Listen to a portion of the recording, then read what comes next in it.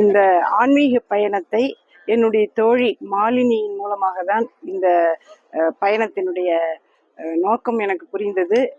நானும் கண்ணனுடைய பக்தை. இப்பொழுது இந்த உலகத்தையே ஒரு கிருஷ்ணமயமாக பார்க்கக்கூடிய ஒரு அனுபவத்தை இந்த இஸ்கான் இயக்கம் எங்களுக்கு கொடுத்துள்ளது.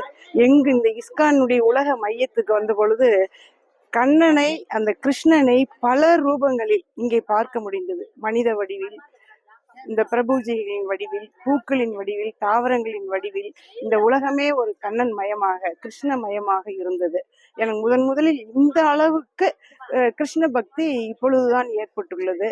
இதுல இந்த ஆன்மீக பயணம் ஆன்மீக பயணம், ஒரு மகிழ்ச்சி பயணம், ஒரு சமூக பயணம், எல்லாரோடையும் சேர்ந்து ஒரு மகிழ்ச்சியாக வெளி உலகை கொண்டாடக்கூடிய ஒரு அருமையான ஒரு பயணமாக எங்களுக்கு இருந்தது.